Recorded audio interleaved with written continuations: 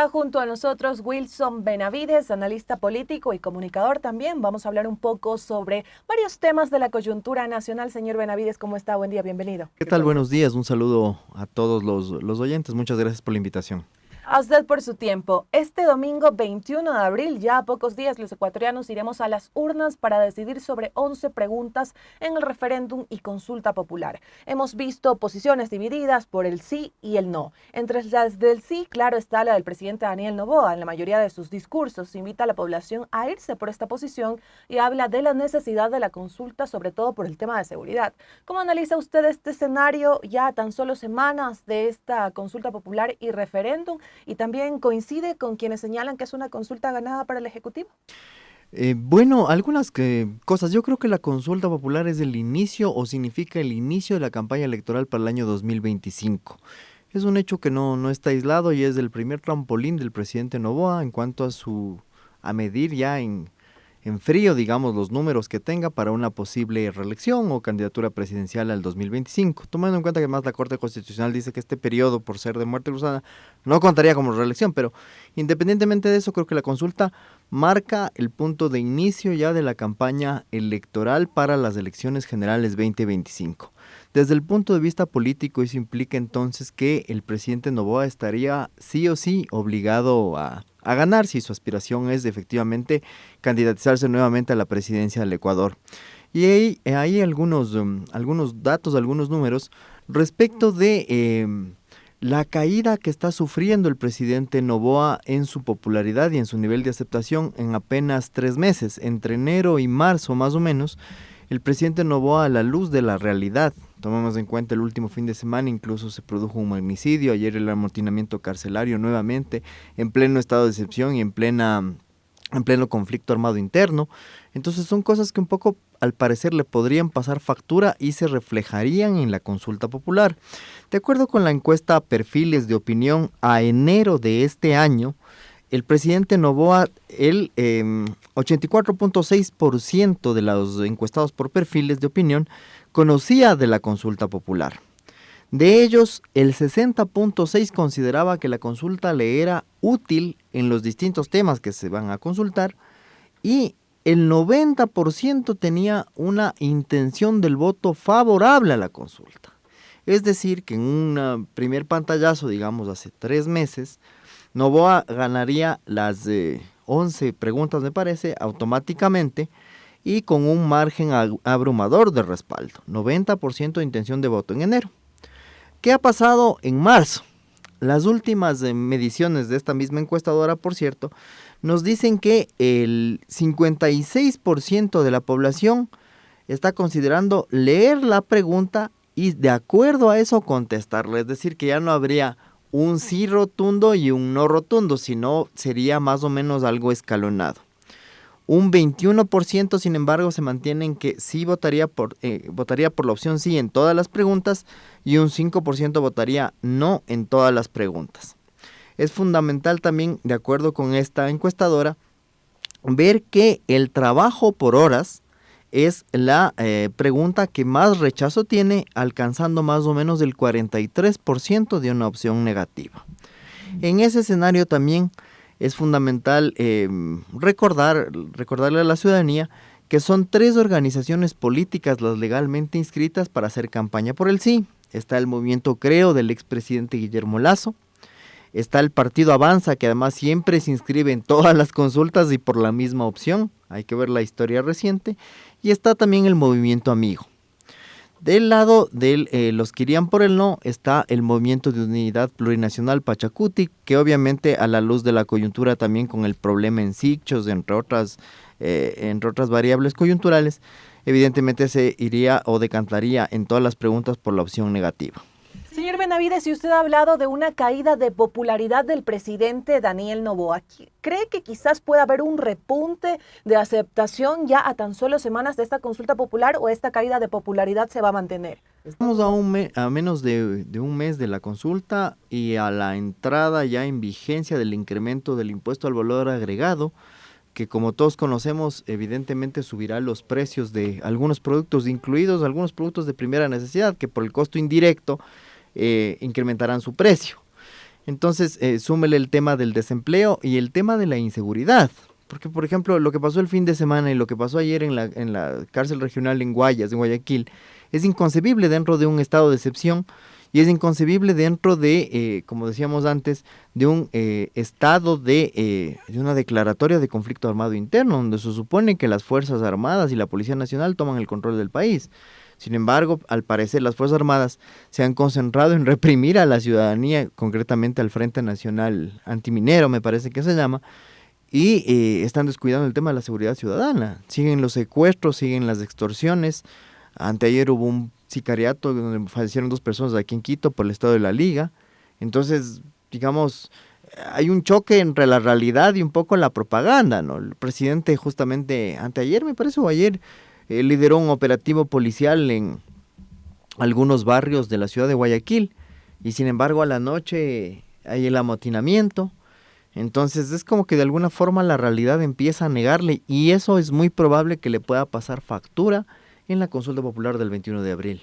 Usted ha nombrado algunas cosas importantes y ha hablado el hecho que se registró la noche de ayer en la cárcel regional de Guayaquil y también en este caso un operativo en el que fue parte el presidente Daniel Noboa en Socio Vivienda en Guayaquil y ha unido estos 2 temas con una palabra y es propaganda. En este caso hay quienes señalan pues que el presidente Daniel Noboa utiliza este discurso de seguridad, que se intenta llevar una percepción de aparente calma a la población, es algo que también está mucho en el debate y por supuesto también este tema de su participación en un operativo en Socio Vivienda. Comunicacionalmente, ¿qué nos busca transmitir el presidente Daniel Noboa y el gobierno con esto? Creo que hay 2 coyunturas críticas en el tema de seguridad durante el gobierno de Noboa. La primera fue la fuga de Adolfo Macías, alias Fito, y el gobierno respondió como respondió también el gobierno de Lazo y el de Moreno en su momento, decretando un estado de excepción, pero a diferencia de los anteriores, él decretó esto con el decreto 111, me parece, decreta el conflicto armado interno, ¿cierto? Una medida de gestión política y un poco se ganó el aplauso y la popularidad de la gente, que lo colocaron inclusive con más del 80% de aceptación, una cifra histórica, digamos, de aceptación gubernamental luego de las permanentes crisis de legitimidad que ha sufrido la función ejecutiva en el Ecuador. Y viene este segundo momento, esta segunda crisis, que fue el asesinato de la alcaldesa más joven del país, me parece la alcaldesa de San Vicente, con menos de 30 años de edad fue asesinada. El viernes anterior justamente fue secuestrada momentáneamente además una asambleísta de su movimiento, del movimiento ADN en Guayas, en la ciudad de Guayaquil, y hubo una serie de asesinatos, sicariatos, etcétera, en varias provincias de la costa ecuatoriana. Entonces uno dice, bueno, ¿cuál es la respuesta? Entonces en el primer caso usted tiene una respuesta que fue a nivel de gestión, decretamos el conflicto armado interno, wow, una decisión política. En este segundo caso, en cambio, ¿qué decretas? Ahora ya no tienes la salida de la gestión gubernamental, sino haces un golpe de efecto a nivel comunicacional. Entonces te pones un chaleco antibalas, un casco y te vas al operativo. Pero te vas y regresas. Entonces como que, además todo eso sonó montado y sonó, digamos, a la luz de la experiencia concreta. Es como que de alguna forma a Daniel Noboa lo quieren hacer parecer un Bukele, o también parecer un Jan Topic, ¿no? Que hasta el momento en redes al menos es su principal contradictor. Entonces, a todas luces creo que eso es insuficiente en la medida en que la realidad se sigue desbordando. Los niveles de inseguridad obviamente nuevamente están a la orden del día, de acuerdo con una última encuesta que hace la encuestadora peruana Giovanna Peñaflor de la firma Imacén, justamente. El pueblo ecuatoriano señala que los principales problemas a los que se enfrenta sigue en primer lugar la inseguridad, en segundo lugar el desempleo, me parece que en tercer lugar está la corrupción y en cuarto lugar está el incremento de precios, que ya lo vamos a sentir desde las siguientes semanas, ¿no? Justo previo a la consulta además. Señor Benavides, y también esta propaganda, como usted le menciona, o campaña comunicacional que se busca hacer desde el Ejecutivo, que se está haciendo desde el Ejecutivo, ¿qué le podría acarrear al presidente Daniel Noboa? ¿Qué consecuencias podría traer con el paso del tiempo si ya la población empieza a sentirla más evidente? Lo que pasa es que si la comunicación no se ancla en la realidad, siempre corre el riesgo de que el pueblo se sienta burlado en la realidad. Si sale un mensaje al gobierno donde te dice te estamos cuidando, porque además te suben el impuesto para cuidarte más, para que la seguridad mejore, pero si contrariamente a la subida del impuesto el efecto es inversamente proporcional, evidentemente la credibilidad del presidente va a caer, ¿no? Y eso creo que se puede traducir, digamos, en un resultado adverso en la consulta popular, que como señalo creo que es el abreboca ya de la campaña electoral del 2025. Y en este caso también, bueno, a las personas que se conectan a la red de medios comunitarios que hacemos Corape, comentarles que estamos en un diálogo con Wilson Benavides, analista político, y también conversar un poco sobre un tema que desde el inicio de la gestión del presidente Daniel Noboa ha generado comentarios, y es esta relación que se mantiene ejecutivo-legislativo. Como también usted la va analizando, es algo que muchos analistas pues señalaban se va a ir viendo en el camino, es algo que podría cambiar. ¿Cómo lo va viendo usted hasta el momento? A ver, primero hay que tener en cuenta que para completar esta o hacer esta lectura de la relación ejecutivo-legislativo, que además venía estaba muy tensa en los últimos tiempos, a tal punto que el presidente Lasso se salvó 2 veces de la muerte cruzada vía parlamentaria, y finalmente él tomó la decisión. Entonces a ese extremo llegamos, venimos de una trayectoria histórica reciente con una tensión permanente entre el Ejecutivo y el Legislativo. Desde esa perspectiva, digamos, la relación que Noboa logra establecer con sus aliados en la Asamblea Nacional ha sido bastante efectiva en el sentido de la aprobación de importantes leyes. Me parece que en 4 meses que lleva el presidente Noboa en el poder ya se han aprobado 5 leyes en materia, varias de ellas en materia económica, incluida el alza del IVA, ¿no? Entonces, desde esa perspectiva, claro, pasamos de un momento de tensión extrema que implicó inclusive la disolución de uno de los poderes del Estado, respetando la normativa constitucional vigente, por cierto, a un momento donde hay una aparente, no sé si llamarlo cogobierno, pero sí, digamos, hay una coalición de gobernabilidad que le ha permitido tanto al Ejecutivo como a la Asamblea tener márgenes interesantes de aceptación. Me parece que la Asamblea, si bien tiene un 62% de rechazo, tiene un histórico 41% de aprobación, de acuerdo con la empresa Imacén. Entonces, claro, uno dice, es un número bastante bueno para la legislatura, tomando en cuenta el antecedente histórico, ¿no? Desde esa perspectiva, hay que tomar en cuenta que tanto legisladores como el propio presidente ya están en campaña electoral, y hay que leerle, digamos, en clave electoral, diría yo, esta coyuntura, porque no son los 4 años, digamos, normales, sino son apenas 2. Entonces, en teoría, cuando ya empezaría el desgaste de asambleístas y de presidente, vendrían ya justamente las elecciones 2025, ¿no? Y hablando de este escenario previo a las elecciones del año 2025, si bien es cierto, aún faltan varios meses, ¿cómo analiza esto? Pues por ahí se habla de algunos precandidatos, se ven otras figuras, en este caso que ya se ha señalado, podrían postular a la presidencia del Ecuador.